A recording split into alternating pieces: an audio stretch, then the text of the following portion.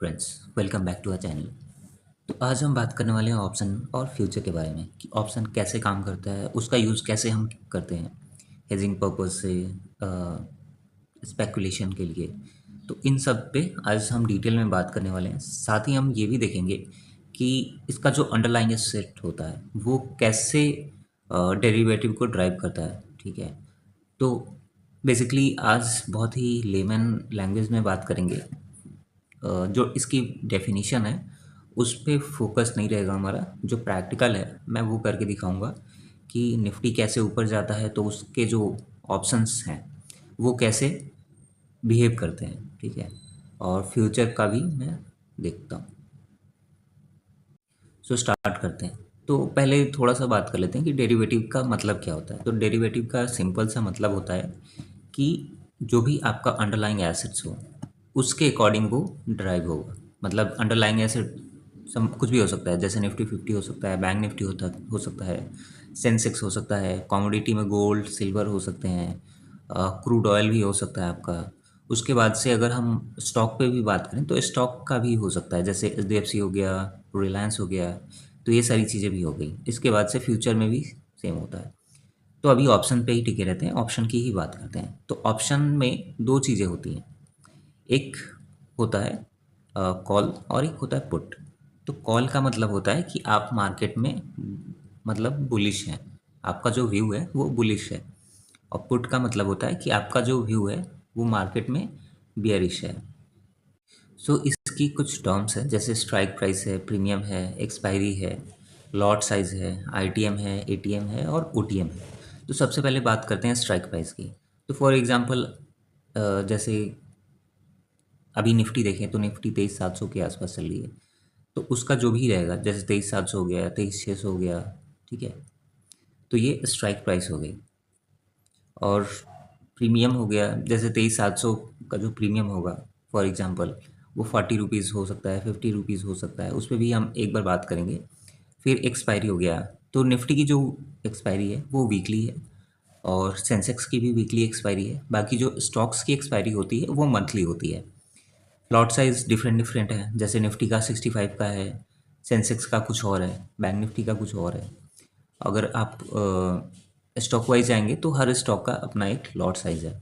ITM की बात करें तो आईटीएम इन द मनी होता है, एटीएम एट द मनी हो गया, OTM out of the money हो गया। तो फॉर एग्जांपल 23,700 चल रहा है तो 23,700 एट द मनी हो गया, 23,500, 23,400 ये इन द मनी हो गए, और 23,900, 24,000 ये आउट ऑफ द मनी हो गया। तो एक बार मैं चार्ट पे लेके चलता हूँ ताकि और भी सारी चीज़ें एक्सप्लेन कर सकूँ। सो अभी मैंने निफ्टी का चार्ट लगाया है एक साइड में, और एक साइड में ये अपना 23,600 की कॉल का प्रीमियम है। ठीक है, तो फ्राइडे के दिन क्या हुआ था कि फ्राइडे के दिन मार्केट ओपन हुई और वहाँ से गिरना स्टार्ट हो गई, और 23,600 के आसपास आके फिर निफ्टी ने रिकवरी की और 23,800 तक गया। फिर क्लोजिंग जो हुई वो 23,800 के आसपास हुई। सेम 23,600 की जो कॉल है वो मैंने लगाई है। अभी इसके बाद मैं पुट की भी दिखाऊंगा कि पुट का भी बिहेवियर कैसे चेंज हुआ है। तो अगर आप कॉल का बिहेवियर देखेंगे तो सेम जैसे निफ्टी में चार्ट बनाया वैसे ही इसमें भी चार्ट बना है। ठीक है, तो दो चीज़ें होती हैं। जैसे ये क्या था कि अगर 23,600 देखें तो जो निफ्टी की क्लोजिंग थी थर्सडे के दिन, वो क्लोजिंग हुई थी ऑलमोस्ट 23,880 के आसपास, 23,880 के आसपास। ठीक है, बट फ्राइडे के दिन जब ओपनिंग हुई तो ओपनिंग होते ही ये नीचे गिरना स्टार्ट हो गया। तो इसका भी अगर आप देखेंगे तो इसकी भी क्लोजिंग 320 के आसपास हुई थी, और ये भी ओपन हुआ है ऑलमोस्ट 225 के आसपास। ठीक है, 320 पे क्लोजिंग हुई थी, बट फ्राइडे के दिन जब ओपनिंग हुई तो 225 पे हुई, क्योंकि निफ्टी भी नेगेटिव ओपन हुई थी, गैप डाउन ओपन हुई थी। इसके बाद से ये भी गिरना स्टार्ट करती है, मतलब 23,600 की कॉल जो है वो गिरना स्टार्ट करती है। और फिर ऑलमोस्ट 155 160 के लेवल पे एक बॉटम बनता है। और फिर जैसे निफ्टी रिकवर करती है 23,880 जाती है, वैसे ही ये कॉल का जो प्रीमियम है 23,600 की कॉल का वो भी अ, बढ़ना स्टार्ट होता है, और 275 तक जाके लास्ट में क्लोजिंग जो आती है वो 258 पे आती है। सो इसमें कुछ ग्रीक्स होते हैं जो कि डिफाइन करते हैं कि अगर निफ्टी का जो प्रीमियम है फॉर एग्जांपल यहाँ पे जैसे हमने देखा कि निफ्टी जैसे गिरी, सेम वैसे ही तरीके से उसका प्रीमियम भी गिरा है और उसके प्रीमियम ने भी सेम बिहेवियर शो किया है। ये तो हमने कॉल की देखी, ठीक है। इसमें एक चीज़ होता है कि डेल्टा के थ्रू पता चल जाता है कि अगर निफ्टी फॉर एग्जांपल 100 पॉइंट गिरी है तो मेरा जो प्रीमियम है वो कितना गिरेगा, और अगर निफ्टी 100 पॉइंट ऊपर जाती है तो मेरा जो ऑप्शन का कॉल है वो कितना ऊपर जाएगा, ठीक है।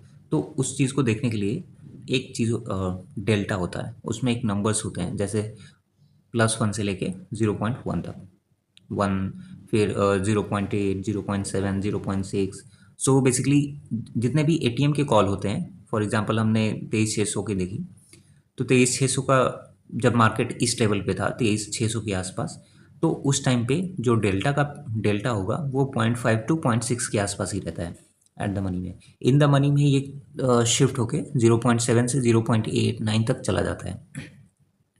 आउट ऑफ द मनी में क्या होता है कि आउट ऑफ द मनी का जो डेल्टा होता है कॉल का, वो 0.1 से लेके 0.34 तक ही रहता है, ठीक है।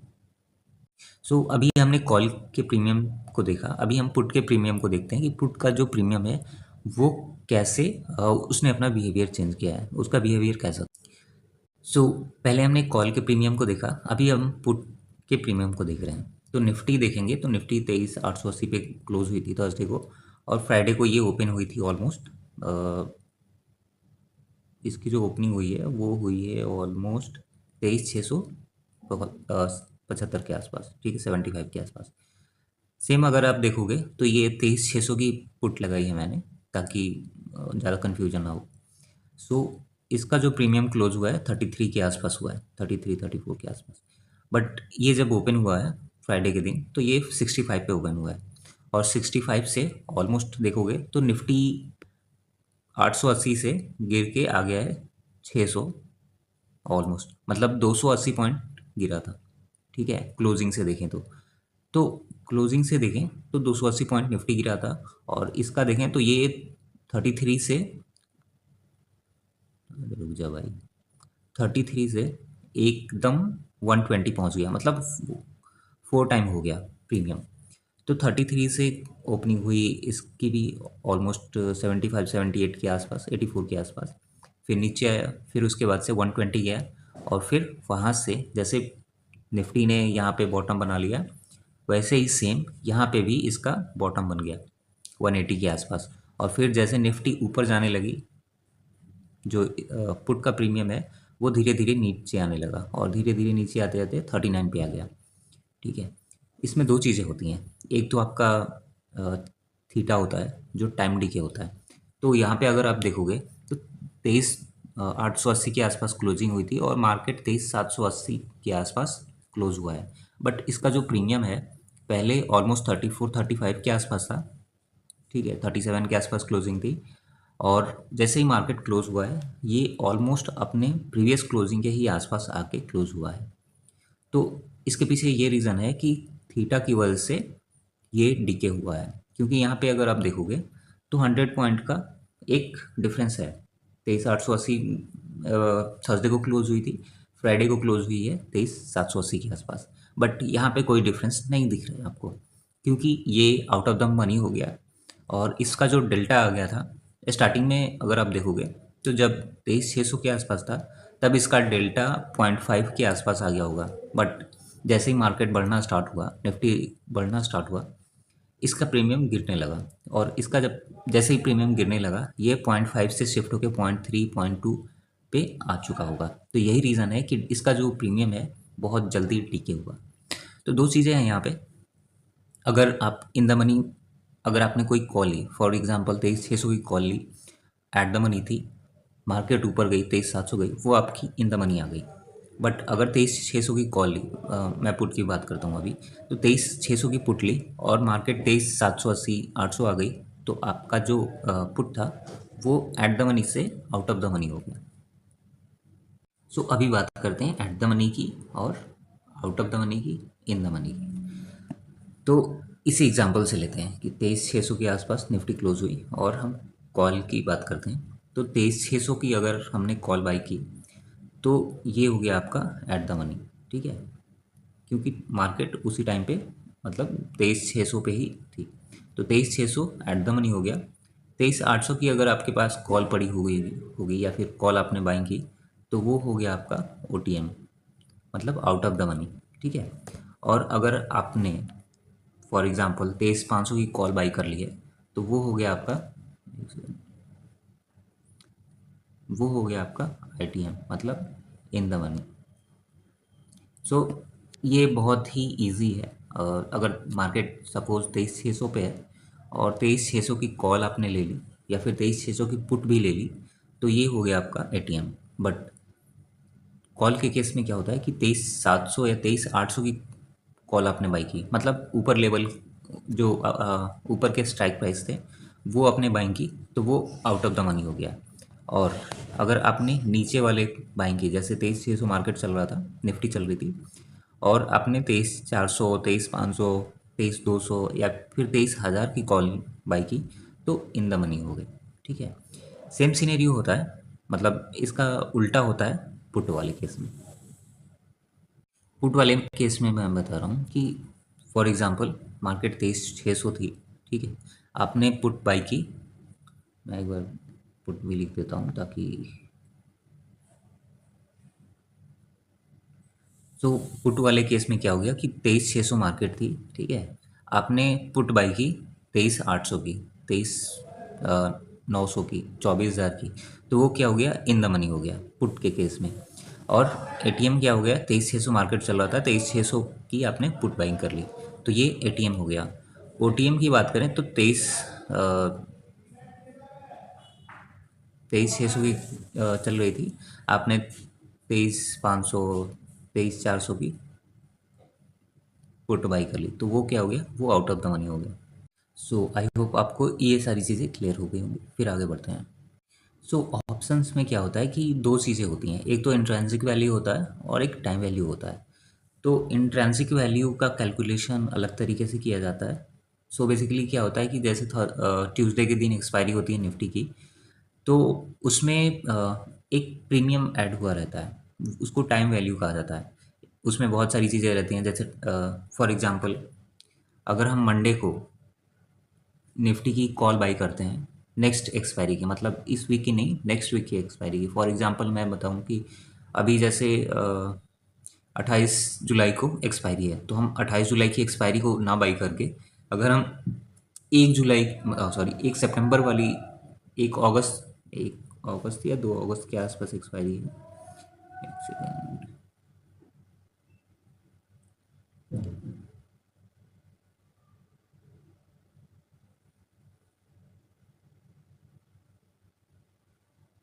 4 जुलाई, सॉरी 4 अगस्त को एक्सपायरी है, नेक्स्ट वीकली एक्सपायरी। सो अभी जो नेक्स्ट वीक की एक्सपायरी होने वाली है वो 28 को है।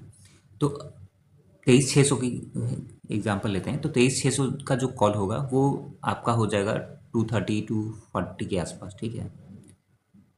बट जो 4 अगस्त की एक्सपायरी की होगी कॉल, सेम 23,600 की, वो आपको दिखेगी 23, मतलब उसमें उसका थोड़ा सा प्रीमियम बढ़ा होगा, मैं लाइव दिखाता हूँ।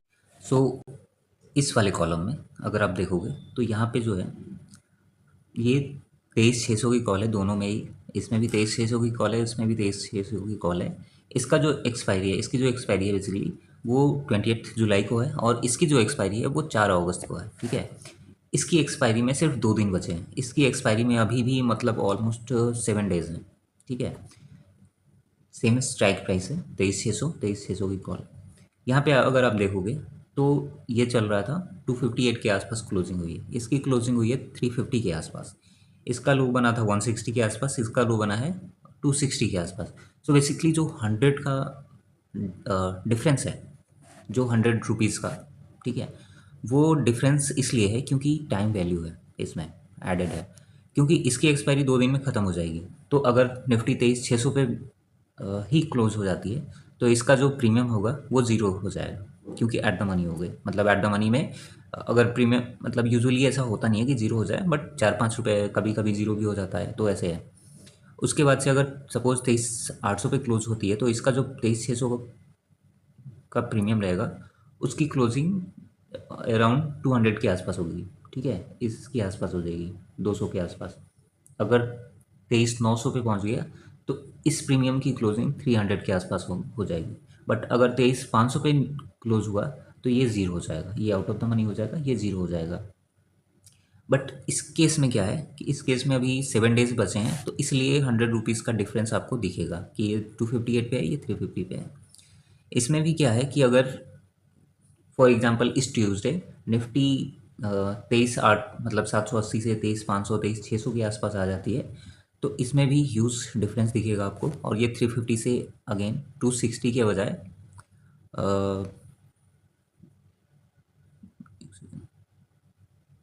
यहाँ पे भी 260 के बजाय ये ऑलमोस्ट 180 160 के आसपास आ जाएगा, हो सकता है 200 भी आ जाए। सो बेसिकली क्या है कि जितने भी प्रीमियम्स हैं वो डेल्टा के थ्रू बिहेव करते हैं, मतलब डेल्टा उनका जितना बड़ा है कॉल की साइड में अगर हम बात करें, तो निफ्टी 23,600 की है और 23,600 का कॉल आपने बाई किया है, तो उसका जो डेल्टा होगा वो 0.7 0.8% मतलब 0.80 के आसपास होगा, हो सकता है 0.9 भी आ जाए। तो उस केस में क्या होता है, वो एट द मनी हो गया। अगर निफ्टी 100 पॉइंट ऊपर जाती है तो ये 80 से 90 पॉइंट ऊपर जाएगा, 70 मतलब जैसे उसका डेल्टा रहेगा। अगर वैसे ही निफ्टी 100 पॉइंट नीचे आती है तो ये भी 0.7 का अगर डेल्टा है तो 70 पॉइंट नीचे आ जाएगा, 0.8 का डेल्टा है तो पॉइंट मतलब 80 पॉइंट नीचे आ जाएगा। सो ऐसे ही है। सो अभी बात करते हैं ऑप्शन बायर की और ऑप्शन सेलर की। तो ऑप्शन बाइंग में क्या होता है कि आप प्रीमियम पे करते हैं। फॉर एग्जांपल हमने देखा था इस 600 की कॉल पे ये कि कैसे मतलब 320 से 160 आया, 160 से फिर से 255 के आसपास क्लोज हुआ। तो उस केस में क्या होता है कि हम अगर 23,600 की कॉल बाई करते तो हम प्रीमियम अपफ्रंट पे कर देते, तो हमारा जो मैक्सिमम लॉस होता उस केस में क्या होता कि जैसे हमने प्रीमियम फॉर एग्जांपल देखें तो अगर हमने कॉल बाई की, फॉर एग्जांपल मैं ले रहा हूँ कि 200 पे हमने कॉल बाई की, तो जो हमारा मैक्सिमम लॉस होगा वो 200 पॉइंट का होगा मैक्सिमम लॉस, मतलब ये ज़ीरो हो जाएगा। बट अगर हम शॉर्ट करते हैं, ठीक है, अगर हमने अगेन 200 पे एग्जांपल लेते हैं, अगर हमने 200 पे शॉर्ट किया है मतलब सेल की है, तो इसका जो रिस्क है वो अनलिमिटेड है, मतलब ये कहीं पे भी जा सकता है। मतलब अभी देखें तो 280 के आसपास गया था, तो 200 का प्रीमियम अगर मैंने शॉर्ट की है, मतलब 23,600 की कॉल की, उसका प्रीमियम 200 था, अगर मैंने इसको शॉर्ट किया है तो ये 280 300 400 500 तक जा सकता है। तो जो इसमें सेलिंग में जो लॉस होता है वो मैक्सिमम होता है, मतलब क्या है कि अनलिमिटेड होता है, ठीक है, वो कहीं पे भी जा सकता है। फॉर एग्जांपल अगर निफ्टी 500 पॉइंट ऊपर चली गई तो आपका जो लॉस है वो हो सकता है कि जैसे अभी ये 258 के आसपास क्लोज हुआ है, हो सकता है कि ये 600 पे क्लोज होता है। तो जो आपका डिफरेंस आएगा, फॉर एग्जांपल आपने 200 पे सेल किया है और उसका प्रीमियम 600 चला गया, तो 400 का जो डिफरेंस होगा वो आपका लॉस हो जाएगा।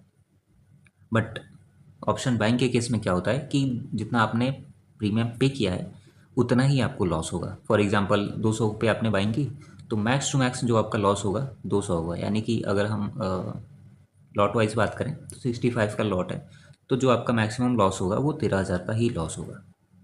सो बेसिकली ऑप्शंस क्रीक्स होते हैं और ये डेल्टा होता है, गामा होता है, थीटा होता है, बेगा होता है, रो होता है। सो थीटा का जो मेन काम है वो प्रीमियम कैसे डीके होता है। फॉर एग्जांपल मंडे के दिन, मतलब ट्यूसडे को अगर एक्सपायरी है और मंडे के दिन देखें तो उसका जो प्रीमियम होगा वो अगर निफ्टी कहीं पे भी नहीं जाती है, फॉर एग्जांपल 23,800 पे जाके ही रुक जाती है, तो उसका जो प्रीमियम होगा वो कैसे डीके होगा ये हमें थीटा बताता है। डेल्टा का मैंने बताया कि डेल्टा अगर 0.7 है और निफ्टी 100 पॉइंट ऊपर जाती है तो जो प्रीमियम है वो 70 रुपये से बिहेव करेगा, मतलब अगर कॉल है तो ऊपर जाएगा, अगर पुट है तो वो 70 पॉइंट नीचे आएगा।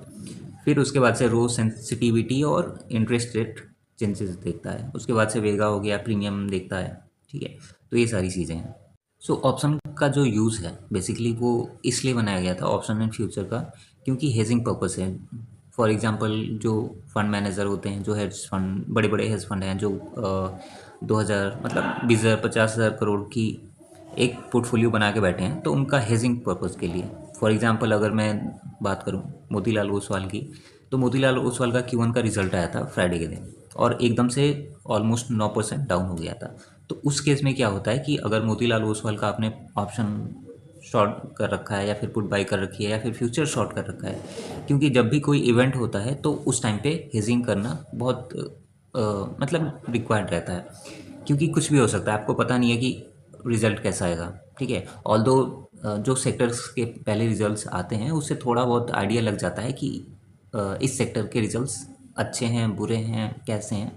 ठीक है, जैसे बैंकिंग का हो गया, बैंकिंग के सारे सबके रिजल्ट्स ठीक ठाक थे, बस उनका NIM वगैरह बढ़ा हुआ था, तो ये सारी चीज़ें देख के आइडिया लग जाता है। सो ऑप्शंस और फ्यूचर का जो यूज़ है बेसिकली वो हेजिंग पर्पस के लिए किया जाता है, और ये कुछ स्ट्रैटेजीज़ हैं जो स्टैंडर्ड्स हैं, मतलब protective put, covered call, collar index, ये सारी चीज़ें, तो इस पर हम बात नहीं करेंगे।